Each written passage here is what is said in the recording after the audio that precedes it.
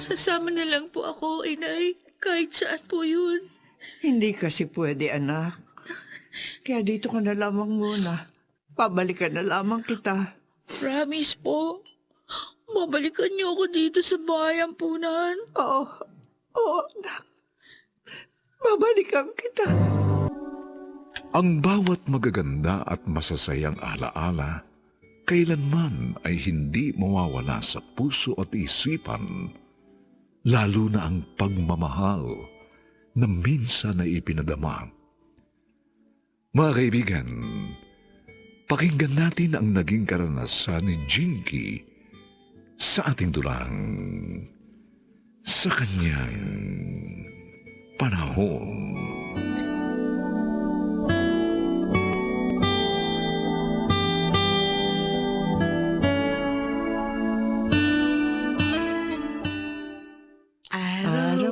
Araw-araw, gabi-gabi, Gabi-gabi ay naghihintay ng ligayang di malasap ng sawi kong buhay.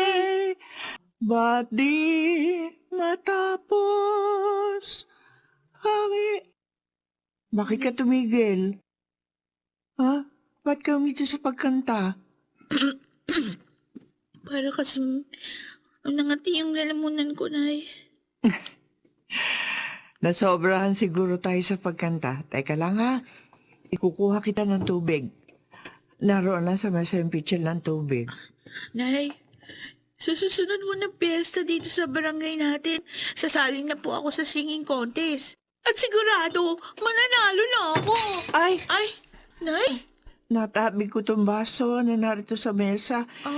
Hindi ko kasi napansin eh. Dapat kasi nag-iingat kayo eh. O, tutulungan ko lang kayong maglinis ng nabasag na baso. Hindi na anak. Ako na ang bahala. Hindi. Mamaya masugatan ka Ako pa na dyan. po.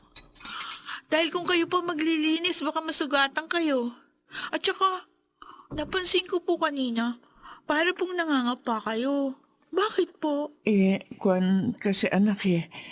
Parang ang dilim ng paligid ko. Oh? Lumalabo na yata talaga ang mata ko. Palibasa, tumatanda na. Kaya nga, gusto ko na sumali sa singing contest sa susunod na piyesta. Para pag nanalo ko, ipapagawa ko kayo ng salamin sa mata. Oh, maupo na lang kayo. Ako na pong bahalang maglinis nitong nabasag na baso.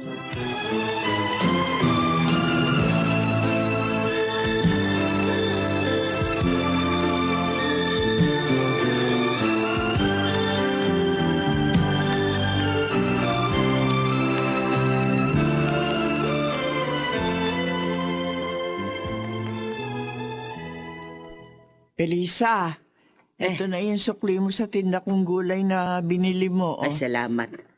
Ay, Adelaida. Sobra itong sukli mo. Ay, sobra ba? Oo. Kasi naman, itong paningin ko. Ay, nako. Malulugi ka niyan. Ay, teka. Patuloy ba sa panlalabo ang mga mata mo? Oo eh.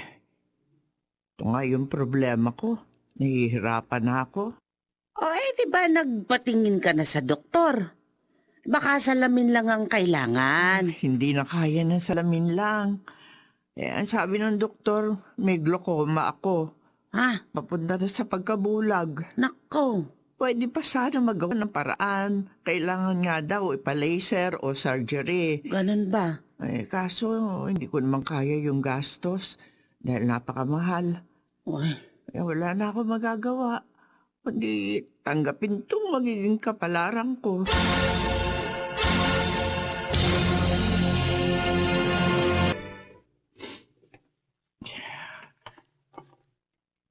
Ay, umiiyak kayo? Hindi anak. Hindi ako umiiyak. Nagsisinungaling kayo.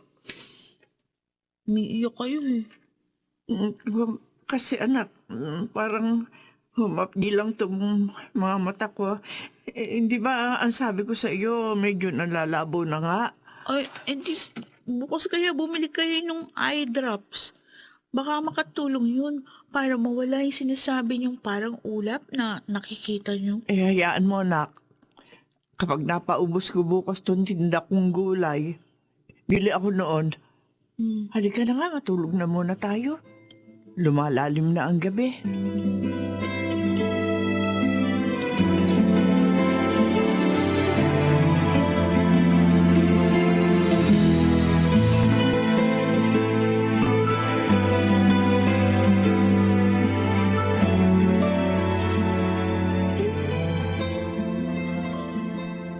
Sigurado ka ba dyan sa plano mo, Adelaida? Oo, Pelisa. Marami ng beses kong pinag-isipan ito. Ay, kaya mo ba? Kaya mong mawala siya sa'yo? Kakayanin ko. Para naman sa kanya ito eh. Sa kabutihan ni Jinky.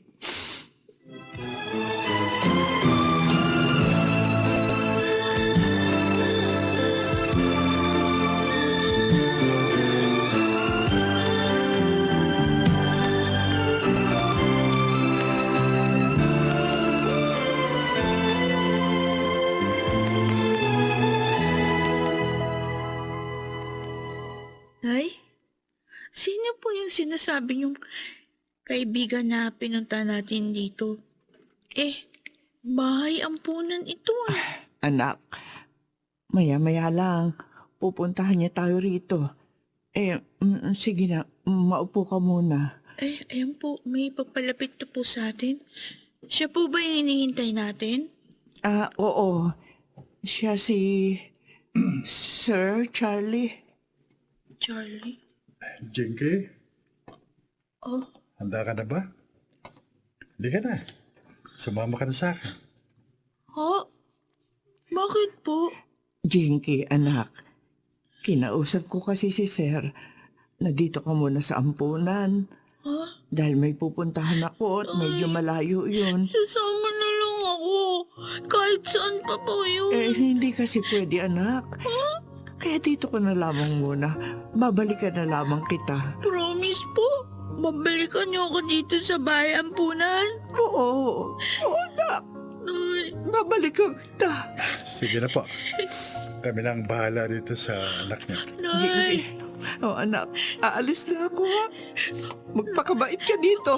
babalik po kayo ha. Oo. Kukunin niyo ako dito. Babalikan niyo ako.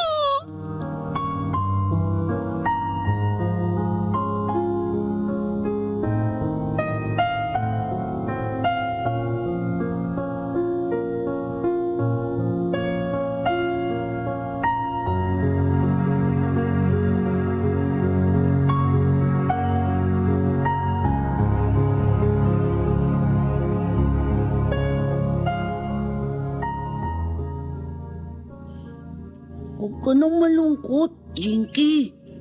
Halika, paglaro na lang tayo. Mamaya na lang, Totoy. Miss mo na siguro nanay mo, no? Oo. Kasi sabi ni inay, ilang araw lang siya, tapos babalikan niya ako. Isang buwan na nga, wala pa rin siya. Di pa siya bumabalik. Baka hindi na babalik yun. Katulad ko. Katulad ng ibang batang narito sa ampunan. Sabi sa kanila ng nanay nila, sandali lang silang iiwan dito.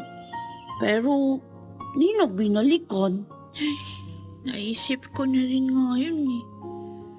Kasi kung babalikan niya ako, dapat ginawa na ni ina yun. Galit ka sa kanya? Wala akong karapatang magalit, Totoy. Kasi hindi naman niya ako totoong anak. Ampun niya lang ako. Kaibigan siya ng totoo ko, nanay. Kasi namamatay yung mga magulang ko. Si Inay Adelaida na nag-alaga sa akin. Ganun. Kaya wala akong karapatan na magalit at magtampo sa kanya. Unang nga dahil din niya ako kaano-ano. Pero mahal ko si Inay Adelaida eh. Kasi hindi niya ako pinabayaan. At saka naramdaman ko yung pagmamahal niya. Eh, di ko nga lang alam kung anong dahilan. Bakit niya ako iniwan dito sa bahay ang punay?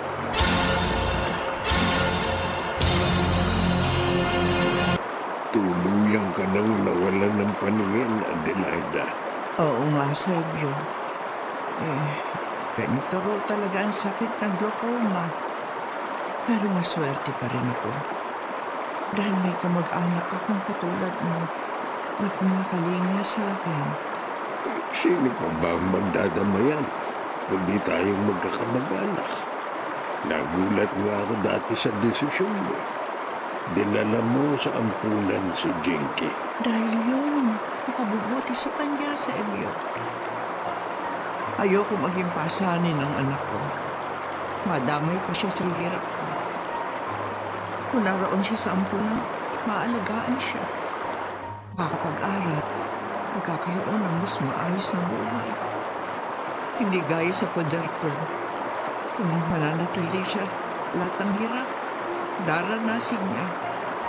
At imposible ang isa magandang buhay. Hindi ka ba nasasabik na makasama siya?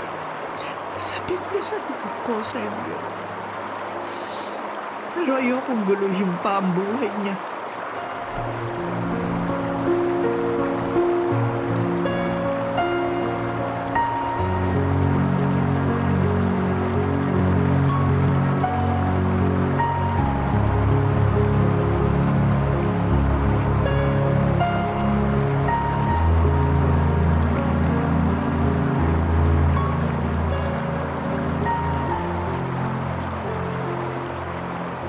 Sir Charlie, yun po pala yung dahilan.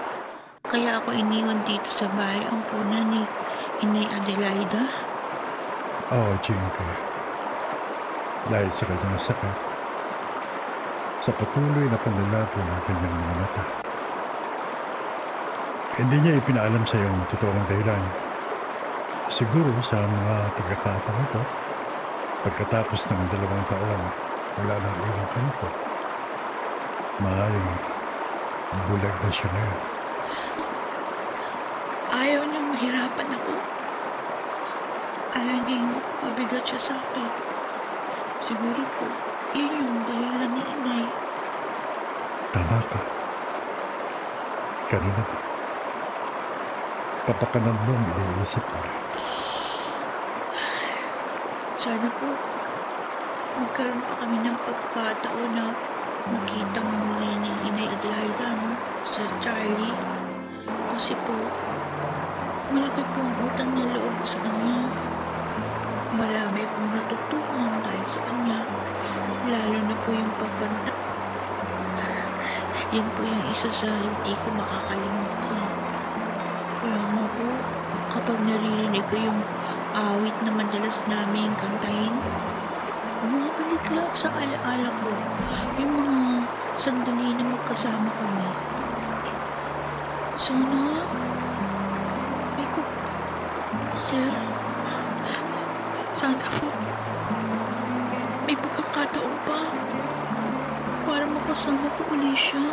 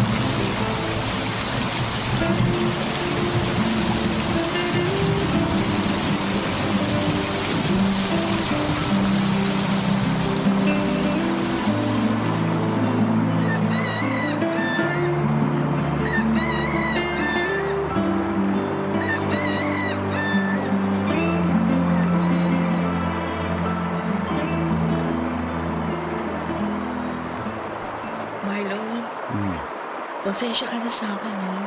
Dahil lagi kitang naabala. Tuwing araw ng sweldo ko, napapasama ko sa'yo para magpunta tayo sa bahay ang tulad.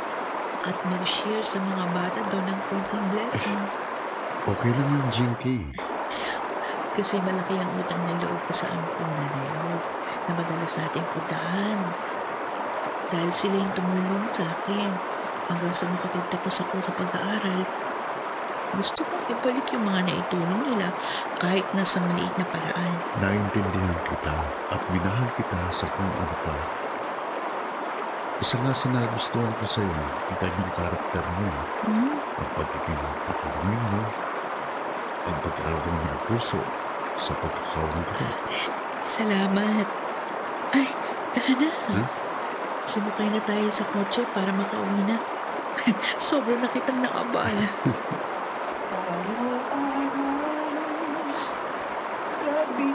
Marlon, narinig mo ba yun? Oo, ang ganda ng boses niya.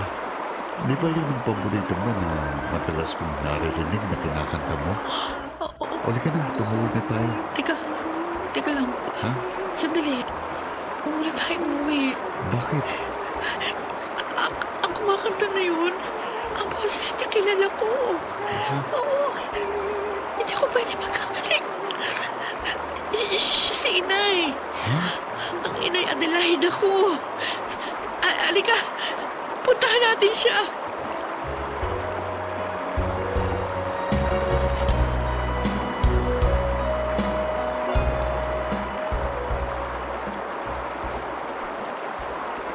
Inay! Inay! Eh, sino ka? Ako po ito. Ang anak niya si Jinky. Inay! Inay! Ikaw nga ba? Ang nakalaki mo na. Ay, hindi ko inaasahan na ito'y mangyayari pa. Na magkakatagpo tayo. Ang tagal kong hinintay ang sandaling ito. Ang magkita ko kayo. Ang totoo nga po, mula nang umalis ako sa ampunan at magkaroon ng trabaho, lagi ko na kayo hinahanap. Pumunta ako doon sa dati nating tirahan pero wala na kayo doon. Pero hindi ako tumigil ng paghahanap sa inyo. Hindi ako nawala ng pag-asa. At kayo nga, nangyari ng pinapangarap ko. Nagkita tayo. Jinky. Ngayon natagpuan ko na kayo. Hindi na ako papayag magkahiwalay pa tayo. Ako nang bahala sa inyo. Pero anak, bulag na ako. Ako ang magiging mga mata niyo. Handa ko kayong pagsilbihan, alagaan. Kaya hindi na kayo mamamalimos. Hindi man kayong tunay kong ina. Pero hindi makakalimutan ng puso ko ang naging kabutihan niyo sa akin. At gusto kong ibalik lahat yun sa inyo. At iparamdam na mahal ko kayo. Anak, salamat. Salamat. Napakabuti ng puso mo.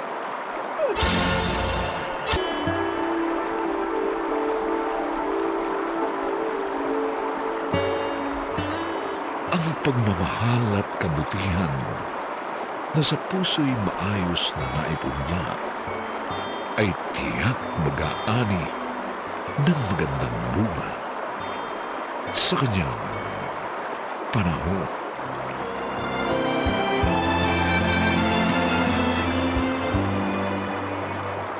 Mga nagsigara, Susan Robles, Jenaline de la Cruz, Lionel Benjamin, Bobby Cruz, Phil Cruz, at si Rosana Villegas sa papel ng Jinky.